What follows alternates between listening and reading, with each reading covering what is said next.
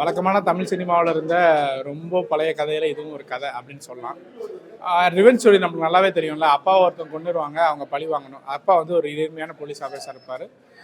பையன் வந்து அப்பாவை கொண்டவங்களாம் பழி வாங்குவார். கிட்டத்தட்ட அதே மாதிரி ஸ்டோரி தான் இந்த படத்துலையும். இதில் வந்து ஹீரோ வந்து டபுள் ஆக்ஷன் பண்ணியிருக்காரு, அவரே டேரக்ஷனும் பண்ணியிருக்காரு. ஸோ நடிப்புல எந்த குறையும் சொல்ல முடியாது, சூப்பராகவே நடிச்சிருக்காப்புல. பட் டேரக்ஷன் தான் வந்து பார்த்தீங்கன்னா ரொம்ப பெருசாக ஒர்க் ஆகல.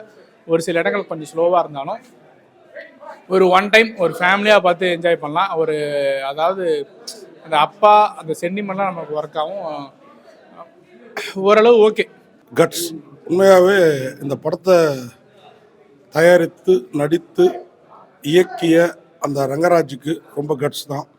அதே மாதிரி இந்த படம் பார்க்குற நமக்கும் கொஞ்சம் கட்ஸ் வேணும். ஏன்னா இந்த ரங்கராஜ் அவர் வந்து எல்லா பொறுப்புகளும் தான் தலையில் எடுத்து போட்டுவிட்டதுனால நடிப்பில் பண்ண அளவுக்கு டைரக்ஷனில் இல்லை. ப்ரொடியூசரும் அவங்க ஒய்ஃப் பேரில் அவர் தான் பண்ணியிருக்கிறாரு. ஆனாலும் சிறப்பாக சில சீன்ஸ்லாம் இருக்குது. நான் ரங்கராஜ் வந்து இன்னும் கொஞ்சம் ரசிகர்களையும் மனதில் வச்சு இந்த படம் பண்ணியிருக்கலாம். ஆனாலும் கட்ஸை ஒரு முறை பார்க்கலாம். இன்னும் சிறப்பாக சொல்லணுன்னா கிட்ஸோடு கூட போய் பார்க்கலாம். ஆனால் இந்த எடிட்டர்னு கொஞ்சம் கட்ஸ் கொடுத்துருக்கலாம் அந்த படத்துக்கு. அதுதான் ரங்கராஜ் வந்து இதில் வந்து அப்பா மகன் ரெட்டை கேரக்டரில் நடிக்கிறாரு. அப்பா விவசாயம் நடிக்கிறாரு. அவருடைய ஜோடியாக ஸ்ருதி நாராயணன். இவங்க யாருன்னா உங்களுக்கு தெரியும், சமீபமாக நிர்வாண வீடியோஸுக்கு இதில் வந்து சிக்கி இப்போ தான் மீண்டிருக்காங்க. ஆனால் துணிச்சல்கார பொண்ணு அருமையாக அதில் நடிச்சிருக்காங்க. இந்த மாதிரி பெண்கள் நடிக்க வர்றதுக்கு எவ்வளோ தடைகள் பாருங்கள். கட்ஸுக்கு ஏற்ற மாதிரி படம் பேரும் கட்ஸ். அது டைரக்டரோட என்ன ஒரு தைரியம்னா, அவரே director, hero, double action hero, அப்பா பையனை வராங்க, சூப்பராக பண்ணியிருக்காங்க. ப்ளஸ் அது இல்லாமல் வந்து ஒரு கேரக்டர் வந்து நம்ம வந்து இப்போ ட்ரெண்டிங்கில் ஒரு கேரக்டர் ஒன்று போட்டிருந்தோம்.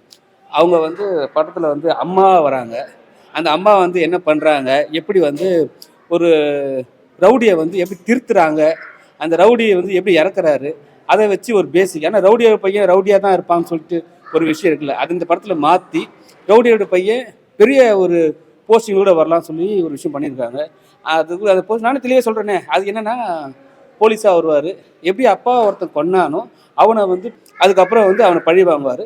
படம் வந்து நல்லா இருக்குது, படம் சூப்பராகவும் இருக்குது. படத்தில் வந்து 2 ஹீரோயின், அந்த 2 ஹீரோயினுக்கும் நல்ல கேரக்டர் கொடுத்துருக்காங்க. சுதி நாராயணுக்கும் சூப்பரான கேரக்டர்.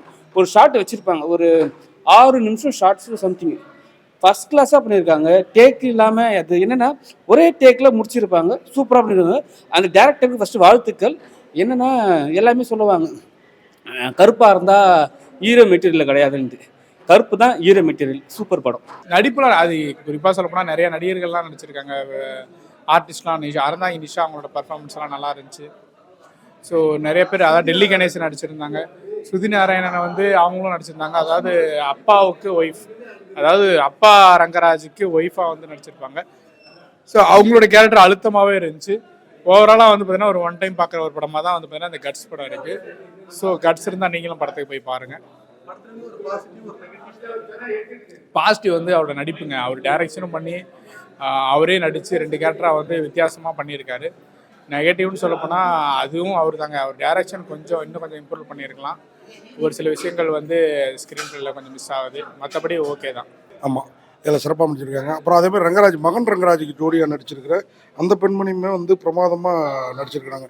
நான்சி, இது இல்லாமல் டெல்லி கணேஷ், சாய் தீனா, பிர்லா போஸ், ஸ்ரீலேகா, அப்படி நிறைய பேர் இருக்காங்க. எல்லாருமே சிறப்பாக பண்ணியிருக்கிறாங்க. இதில் மியூசிக் அது சொல்லி ஆகணும். மியூசிக் வந்து அவ்வளோ பிரமாதமாக இருந்தது. மனோஜ் அதேமாதிரி ஒளிப்பதிவு அங்கங்கே வந்து இந்த பட்ஜெட் பள்ளியிலித்தாலும் ஒளிப்பதிவாளர் ஓரளவு மேனேஜ் பண்ணியிருக்காரு. மொத்தத்தில் இந்த கட்ஸ் பார்க்குறதுக்கு கட்ஸ் இருந்தால் கண்டிப்பாக பாருங்கள். சில சீன்கள் உங்களை வந்து அதிசயிக்க வைக்கும், சில சீன்ஸ் கொஞ்சம் அதிர்ச்சியையும் தரும். ஆமாம், உண்மையாக ரங்கராஜுடைய கட்ஸை பாராட்டணும்.